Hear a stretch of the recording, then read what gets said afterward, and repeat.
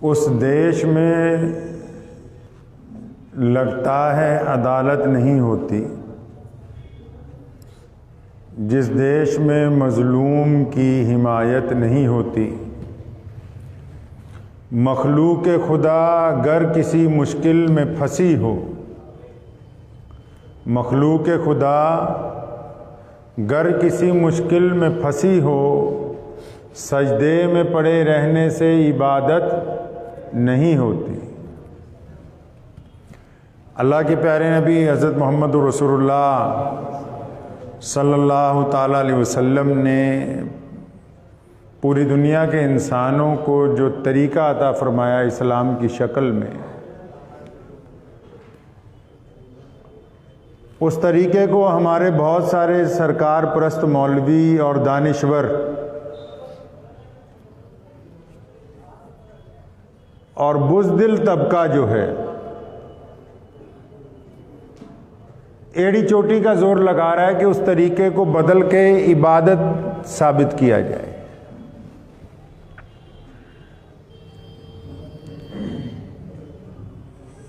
ایک بدو ہے، وہ مکہ مکرمہ کے پاس ایک گاؤں میں رہتا ہے،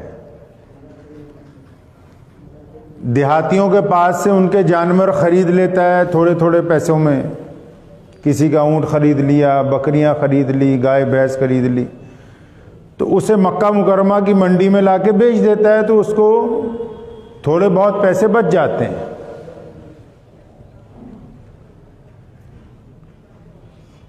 ایک دن آیا جب منڈی میں سامان بیچنے کے لیے، تو اس کا اونٹ جو ہے جو بیچنے کے لیے لایا تھا وہ ابو جہل نے خرید لیا۔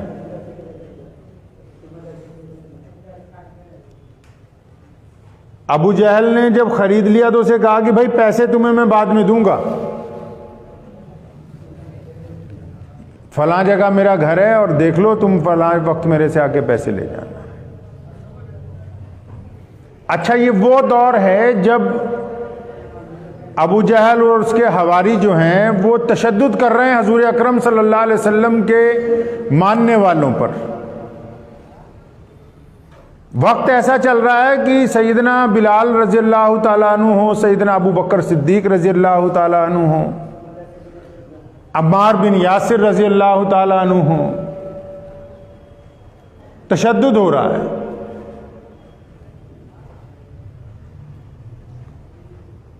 اب وہ دیہاتی نے اپنا اونٹ بیچ دیا تو روزانہ جاتا ہے ابو جہل کے گھر پہ کہ جناب پیسے، تو اس کو انکار کر دیا جاتا ہے، کل آنا، پرسوں آنا۔ وہ بڑا پریشان ہوا، تو وہاں مکہ مکرمہ میں اس دور میں نہ کوئی سرائیں ہیں نہ کچھ ہے، بیت اللہ شریف کے چاروں طرف بس لوگ اکٹھے ہوتے ہیں روزانہ دن میں اسی چوراہے کے اوپر۔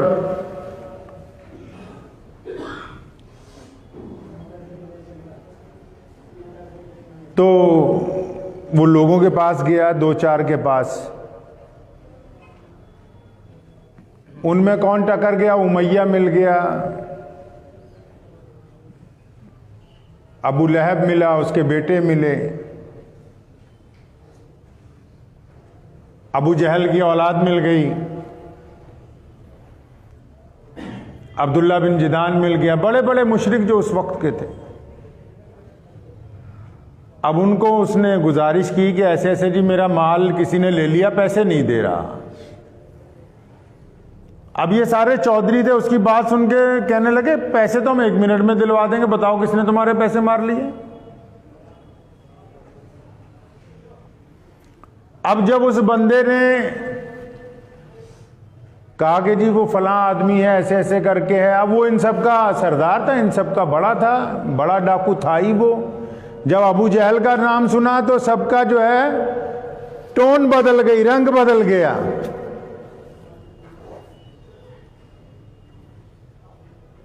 تو امیہ نے ایک بات کہی اس بندے کو، کہنے لگا یار پیسے تو تیرے مل جائیں گے، وہ بیت اللہ کے ساتھ دیکھ رہے ہو ایک شخص بیت اللہ کے ساتھ ٹیک لگا کے اس وقت بیٹھے ہوئے ہیں، حضور اکرم صلی اللہ علیہ وسلم کی طرف اشارہ کیا اس نے۔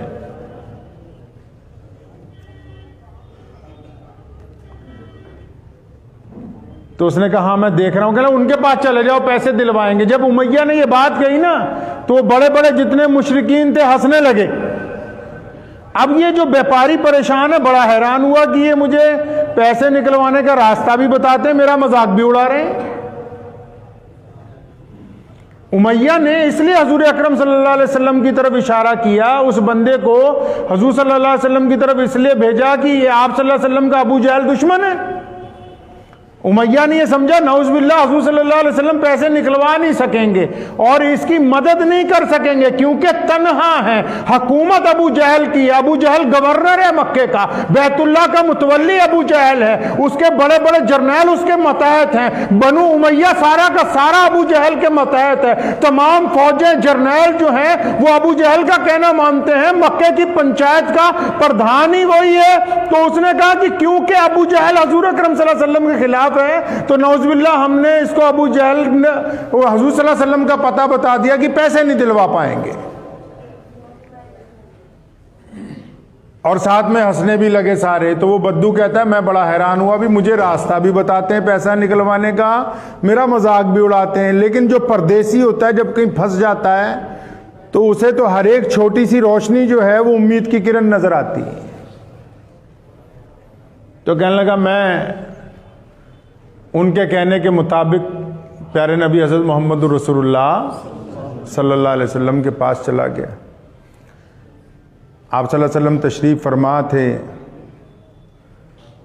تو میں نے جا کے سلام کیا. جب بیٹھا ہی تھا تو کہنے لگا کہ اللہ کے پیارے نبی صلی اللہ علیہ وسلم نے جو پہلی 2 باتیں مجھے کہیں, کہتا وہ ایسی باتیں کہیں کہ میرے دل کو تسلی ہو گئی کہ یہ جو ذات ہے یہ بڑی ہمدردی والی ذات ہے.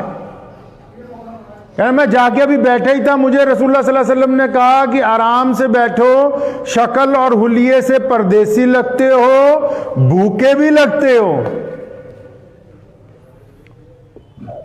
تو کہنے لگا میں کئی روز سے کھانا نہیں کھایا تھا. تو اللہ کے نبی صلی اللہ علیہ وسلم نے جب یہ بات کی مجھے ایسا لگا کہ جیسے میں کسی اپنے کے پاس آ گیا ہوں. تو میں ابھی اگلی بات کرنے لگا, اپنی پریشانی بات بتانے لگا.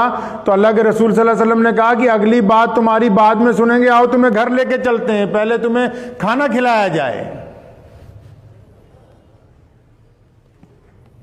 حضور علیہ الصلوۃ والسلام اس کو گھر لے گئے, جا کے اسے کھانا وانا کھلوایا.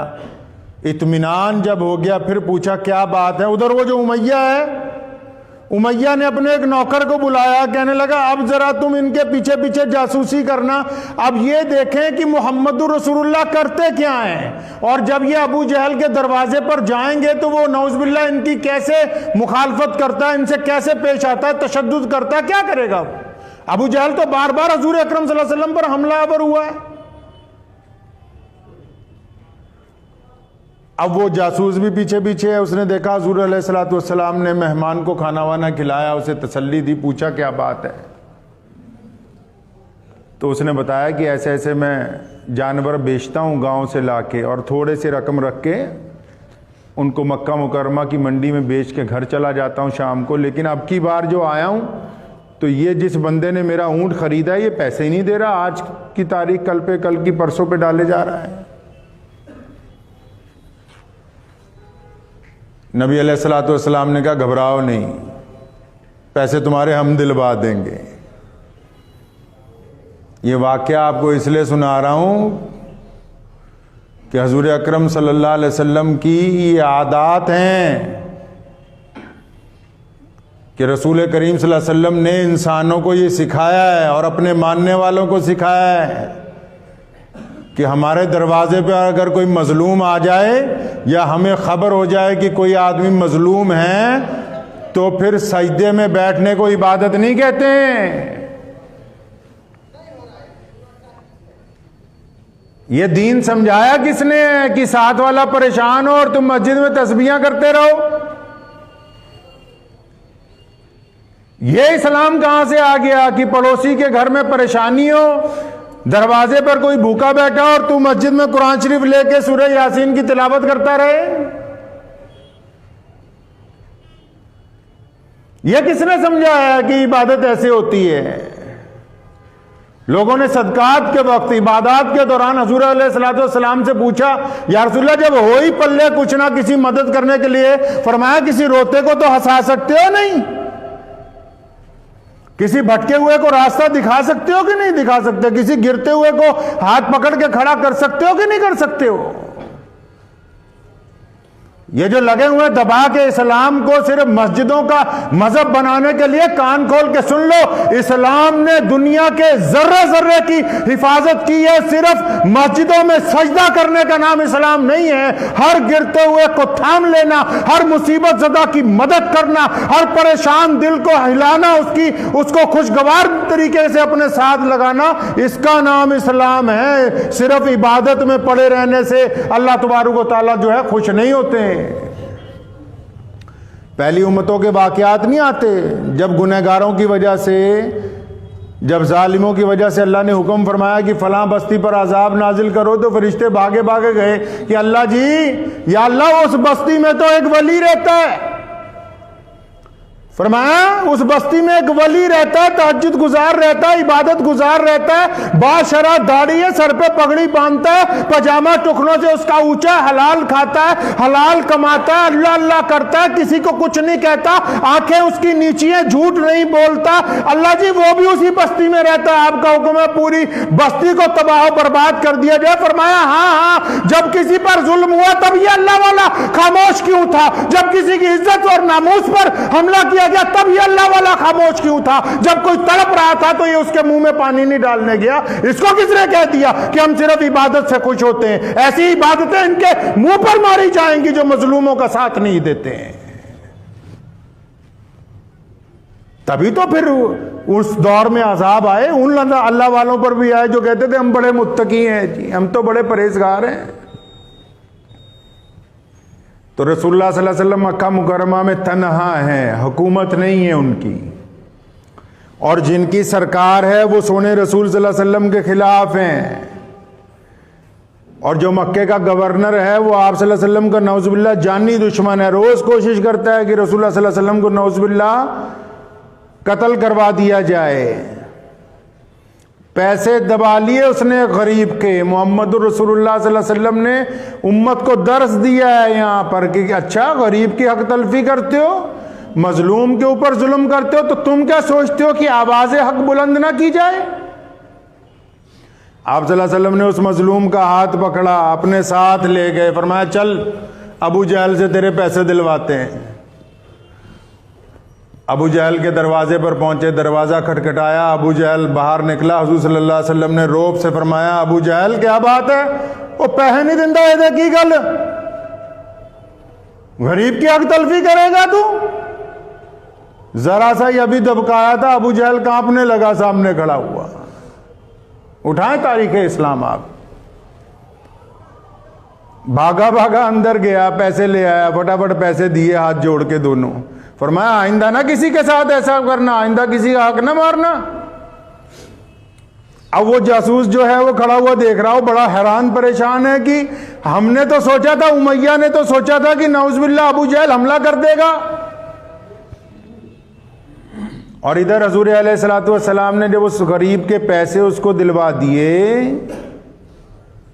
تو پھر آپ صلی اللہ علیہ وسلم اس سے پوچھتے ہیں کہ بھائی تیرا کام بن گیا، اب اجازت ہے ہم چلے جائیں؟ یہ حضور اکرم صلی اللہ علیہ وسلم کا طریقہ آپ دیکھیے، خود ہی بھیک دیں، خود ہی کہیں منگتے کا بھلا ہو۔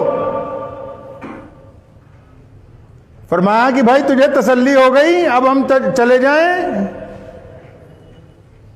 اب وہ بندہ بڑا حیران ہوا کہ بھی یہ کیسی ذات ہے، کریم ذات ہے، دیکھو مجھے پہلے گھر پہ لائے، کھانا وانا کھلایا اور میرے ساتھ چل کے آئے ہیں۔ آج کل تو کوئی کسی لیڈر کے پاس چلا جائے، اس کے پاس بات ہی نہیں ہے، ٹائم سننے، بات ہی نہیں سننے کا وقت ہے، سیدھا کہے گا مدعے کی بات بتا جو آخر کی ہے، پوری کہانی مت سناؤ۔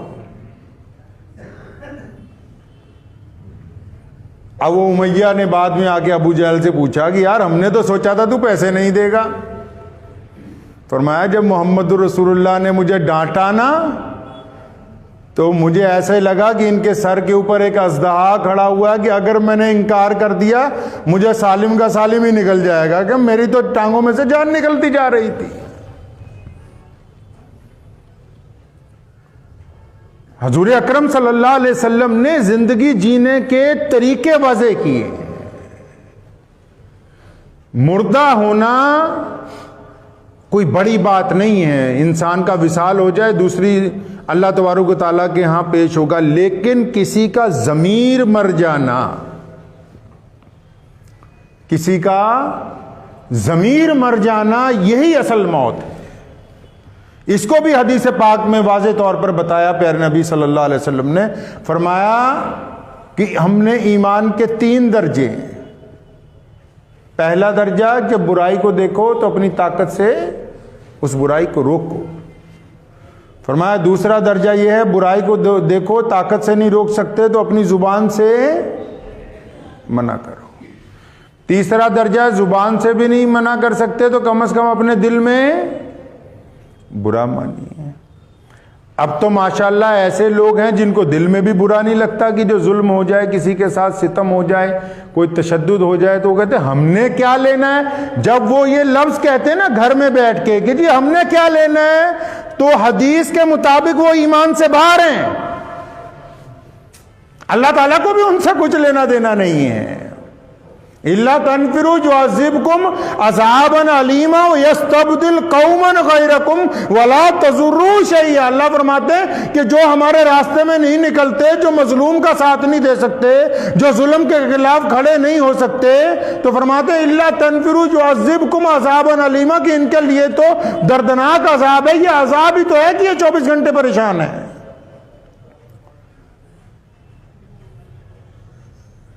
ایک وہ جنہیں دہشت زدہ کیا خدشات نے، اور ایک وہ جنہیں دلاور کر دیا حادثات نے. 2 طرح کے لوگ دنیا کے اندر ہوتے ہیں. شریعت نے عبادت کے طریقہ کار وضع کیے.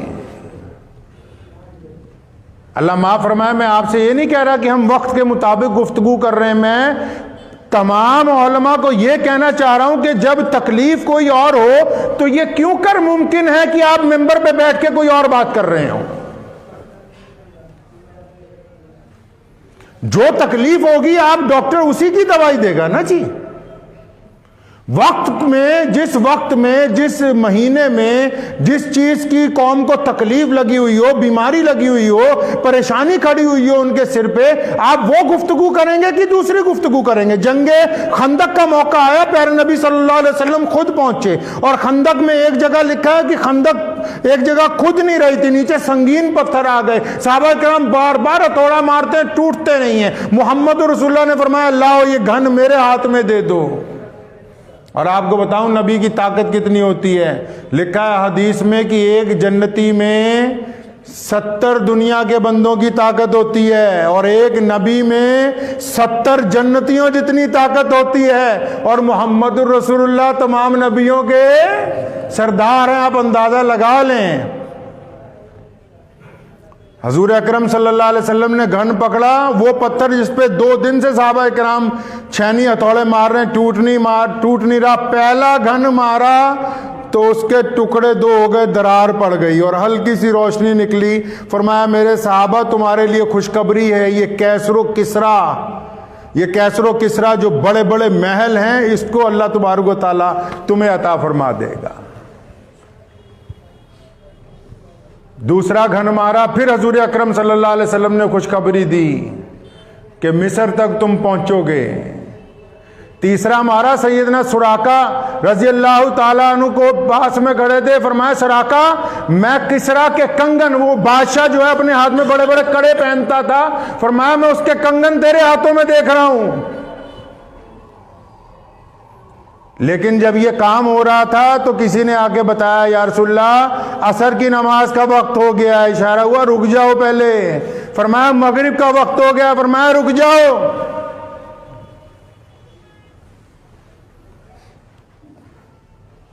تاریخ پڑھیں آپ اسلام کی. جو لوگ صرف اسلام کو عبادت کا مذہب بنانا چاہتے ہیں ان کو بتا رہا ہوں میں یہ قصے کہانیاں نہیں ہیں. اٹھائیں بخاری شریف, ابو داؤد شریف, مسلم شریف, نسائی شریف, کسی مرضی امام کو آپ اٹھا لیں, سند کے ساتھ یہ باتیں, یہ جو اس وقت میں آپ کو بیان کر رہا ہوں سند کے ساتھ, سیدنا انس رضی اللہ تعالیٰ عنہ کی سند کے ساتھ, سیدنا ابو ہریرہ رضی اللہ تعالیٰ عنہ کی سند کے ساتھ باقاعدہ امام بخاری نے نقل کی ہیں کہ حضور اکرم صلی اللہ علیہ وسلم نے متعدد نمازیں قضا کی. کیوں؟ اور جب تمہاری حفاظت ہوگی, تحفظ ہوگا, تبھی نماز اطمینان کے ساتھ ہوگی. تو کہنے سے مراد یہ ہے کہ شریعت نے کہا ہے کہ عبادت صرف سجدے کا نام نہیں ہے.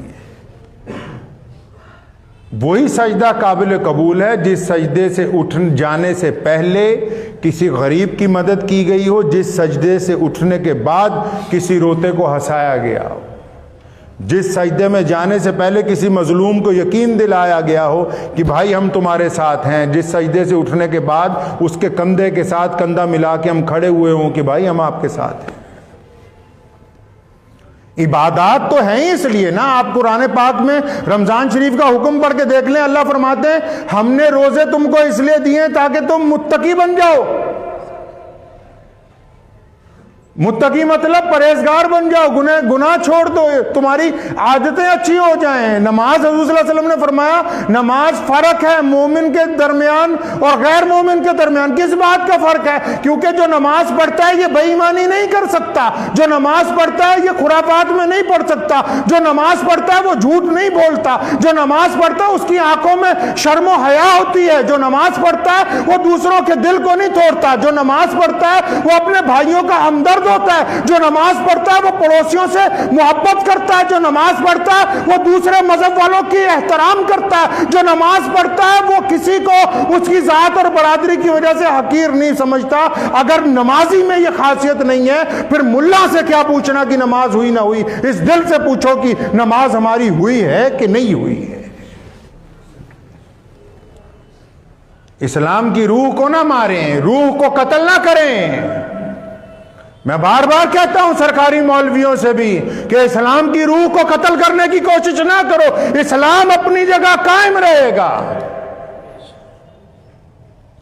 ایک صاحب کو میں نے دیکھا پاجامہ ان کا ٹکنوں سے اتنا اونچا ہے کہ مسئلے سے بھی زیادہ اونچا, داڑھی بھی اچھی ماشاءاللہ, سر پر پگڑی بھی بندھی ہوئی ہے کہ جی پاجامہ اگر نیچے ہو جائے گا جہنم میں چلے جائیں گے. ہمیں بھی پتہ ہے کہ اگر پاجامہ نیچے ہو جائے تو بندہ جہنم میں چلا جائے گا. چلا کیوں جائے گا یہ تو کیوں نہیں بتایا آج تک ان کو؟ کیا یہ صرف ایک ٹکڑے کے درمیان اسلام پھنس گیا؟ ٹکنوں سے نیچے ہے تو جہنم, ٹکنوں سے نیچے ہے تو اوپر. سیدنا ابو بکر صدیق رضی اللہ تعالیٰ عنہ نے کہا تھا کہ یا رسول اللہ آپ نے کہا ہے کہ جن کا پائجامہ جس کو لاچا بولتے ہیں یہ ٹکنوں سے نیچے ہو جائے گا تو وہ جہنم میں چلا جائے گا, اور یا رسول اللہ جس کا اوپر ہوگا وہ جنت میں جائے گا. فرمایا یا رسول اللہ میرا تو اکثر ڈھلک جاتا ہے. سیدنا ابو بکر نے کہا سب سے بڑے مسلمان ہیں محمد رسول اللہ صلی اللہ علیہ وسلم نے اپنی زندگی میں اس مسلح پر اگر کسی ذات کو کھڑا کیا اپنے سامنے تو صرف اور صرف سیدنا ابو بکر صدیق رضی اللہ تعالیٰ عنہ. اور ابو بکر نے کہا تھا کہ یا رسول اللہ میرا پاجامہ بار بار ڈھلک جاتا ہے. اور سونے رسول نے فرمایا ابو بکر وہ تیرے لیے تھوڑی یہ گل ہے, وہ تیرے لیے تھوڑی ہے یہ مسئلہ, یہ تیرے جیسوں کے لیے نہیں ہے. اب یہ جو میں بات سمجھا رہا ہوں اس کا مطلب یہ نہیں کہ پاجامہ نیچے کر لو. اور فرمایا یہ پاجامہ اس لیے اونچے اس لیے کروایا ہے کہ یہ جو مکے کے بڑے بڑے چودھری چادریں لمبی کر کے چلتے ہیں, پاجامہ ٹکنوں سے نیچے رکھتے ہیں تو اس کی وجہ سے ان میں اکڑ آ جاتی ہے, ان کی گردن میں سریا آ جاتا ہے, یہ ماں باپ کا بھی احترام نہیں کرتے, یہ بیوی کے منہ پر تھپڑ مارتے ہیں, یہ غریب کے سلام کا جواب نہیں دیتے. اب آپ اندازہ لگائیں شریعت کی روح کیا ہے. یہ پاجامہ اگر ٹخنوں سے اونچا ہے اور میں اپنے باپ کا نافرمان ہوں, پاجامہ ٹخنوں سے اونچا ہے اور باپ کا میں نافرمان ہوں، ماں کی بات نہیں سنتا ہوں، بیوی کے چہرے پہ تھپڑ مارتا ہوں، بچے میرے مجھ سے ڈرتے رہتے ہیں، پڑوسی سے میری سلام دعائی نہیں ہے، سکے بھائیوں کا میں دشمن ہوں، غریب کے میں سلام کا جواب نہیں دیتا ہوں، بھوکے کو میں کھانا نہیں کھلاتا ہوں، پیاسے کو پانی پلانے کے لیے تیار نہیں ہوں، تو پھر میاں جی اس پاجامے کو ٹخنوں کی بجائے گھٹنوں پر کر لیجئے، شریعت کو آپ سے کچھ لینا دینا نہیں ہے۔ شریعت کے حکم کو آپ کیسے قتل کر سکتے ہیں؟ کیوں گمراہ کرتے ہیں؟ ان کو بتاؤ تو صحیح کہ معاملہ کیا ہے،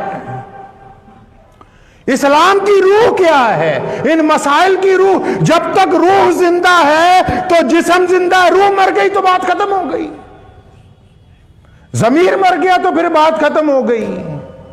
اگر صرف لباس پہننے سے، صرف پاجامہ اونچا کرنے سے، صرف داڑھی رکھنے سے اسلام آگے چل پڑتا تو بڑے بڑے کلاکار جو ہیں اپنی فلمیں بنانے کے لیے، رول ادا کرنے کے لیے چیزیں تیار کرتے ہیں ہر روز۔ بات تو اس کردار کی ہے جو محمد رسول اللہ صلی اللہ علیہ وسلم نے عطا کیا ہے۔ مقصد میرا آپ کو یہ بتانے کا ہے کہ اگر کوئی پڑوسی پریشان حال ہو تو آپ عبادت کے ساتھ اس کی مدد کریں گے، یہ محمد رسول اللہ کا دین ہے۔ سیدنا بلال رضی اللہ تعالیٰ عنہ بیمار، حضور صلی اللہ علیہ وسلم نے جا کے ان کی تیمارداری کی، اور بلال اس وقت مسلمان نہیں ہیں، بعد میں کلمہ پڑھا ہے۔ اور آپ پڑھیں امام بخاری کو اور لوگوں کو پڑھیں کہ کیا حضور صلی اللہ علیہ وسلم نے اس لیے سیدنا بلال کی تیمارداری کی کہ کلمہ پڑھے گا؟ نہیں، انسانی ہمدردی کے تحت کہ ایک جو غلام ہے اس کے اوپر ظلم ہو رہا ہے، اس کی مدد کرنی چاہیے ہم کو۔ تو اپنے مزاج کے اندر یہ بات پیدا کریں گے جی انشاءاللہ؟ ہاں، کہ ہم نے نماز پڑھنی ہے اور ایسی نماز پڑھنی ہے جو ہماری نماز ہمارے اندر تبدیلی لائے گی، ہمیں دوسروں سے علیحدہ کرے گی انشاءاللہ۔ سمجھ گئے آپ بات کو؟ نماز میں لوگوں کو ایک دوسرے کی نمازوں کو نہ دیکھیں۔ میں پھر بات اپنی دہراتا ہوں، کچھ لوگ ایسے نماز پڑھ رہے ہیں، کچھ یہاں پہ نیت باندھ رہے ہیں، کچھ یہاں پہ نیت باندھ رہے ہیں، کچھ پیر کھول کے کھڑے ہیں۔ جس مرضی طریقے سے نماز پڑھیں، اپنے مسلک کو نہ چھوڑیں، دوسرے کے مسلک کو نہ چھوڑیں۔ یہ تمام کی تمام سنتیں ہیں حضور صلی اللہ علیہ وسلم کی۔ یہ جتنے طریقے سے لوگ نماز پڑھ رہے ہیں یہ ساری سنتیں حضور صلی اللہ علیہ وسلم کی ہیں، یہ باقی رہیں گے قیامت تک۔ کیا آپ صرف اس وجہ سے اپنے بھائی سے نفرت کرتے ہیں کہ وہ آپ کے طریقے کے مطابق نہیں پڑھ رہا؟ پھر یہ کیسی نماز پڑھ رہے ہیں آپ؟ اکثر میں کہا کرتا ہوں آپ کو، جیسے نماز میں کسی کا موبائل بج گیا، اب نظریہ دیکھ لیں، صرف نظریے کا فرق ہے۔ کسی صاحب کا موبائل بج گیا، جتنوں کے دل میں یہ آ رہا ہے کہ یہ نالائق ہے، بیوقوف ہے، گدھا ہے، کہ اس کو تمیز نہیں ہے، موبائل سوئچ آف رکھنا چاہیے تھا، ان کی نیت مکھی والی ہے۔ جس طرح مکھی سارے خوبصورت جسم کو چھوڑ کے زخم پہ بیٹھتی ہے، اور اگر اس کی گھنٹی کو سن کے ان کے دل میں یہ خدشہ پیدا ہو کہ یا اللہ یہ آیا تو گھر سے نماز کے لیے ہے، پیچھے خیریت ہو، اس کا معاملہ عافیت والا ہو، اس کا پیغام عافیت والا ہو، نظریہ بدل گیا، نظریہ بدل گیا نا، پیغام عافیت والا ہو، اس کے ساتھ خیر کا معاملہ فرما۔ آپ دوسروں کی غلطیاں نظر انداز کرنے کے لیے تیار نہیں، اور پھر اللہ سے بار بار دعا کرو یا اللہ توبہ ہے، توبہ ہے۔ کس بات کی توبہ؟ تو اللہ کے بندوں کو تو معاف کرنے کے لیے تیار نہیں ہے، ساتھ ہی میں بدلہ لینے کے لیے تیار ہے۔ اللہ تب معاف کرتے ہیں جب بندہ اپنے ساتھیوں کو معاف کرتا ہے، اپنے ماتحتوں کو معاف کرتا ہے، اپنے گھر والوں کو معاف کرتا ہے۔ اللہ سے معافی کی امید سے پہلے دوسروں کو معاف کرنا سیکھیں، اللہ سے معافی سے پہلے دوسروں کے معاملات کو درگزر کرنا سیکھیں۔ تو یہ اتنا طویل جو آج آپ سے گفتگو کی ہے، اس کا مقصد یہ تھا کہ اس وقت کسان سردی میں بیٹھے ہوئے ہیں، ہم لوگ پچھلے دسمبر میں سردی میں بیٹھے ہوئے تھے، تو جب بھی کوئی مظلوم لوگ آواز حق کے لیے کھڑے ہوں تو اپنی ہمت کے مطابق ان کی مدد کرنی چاہیے، ان کا ساتھ دینا چاہیے۔ یہی ہمارے دین نے ہمیں سکھایا ہے، حضور اکرم صلی اللہ علیہ وسلم کی تعلیمات یہی ہیں۔ تو دعا کیجئے کہ اللہ کریم مجھے بھی اور آپ سب کو بھی ان باتوں کے اوپر عمل کرنے کی توفیق عطا فرمائے۔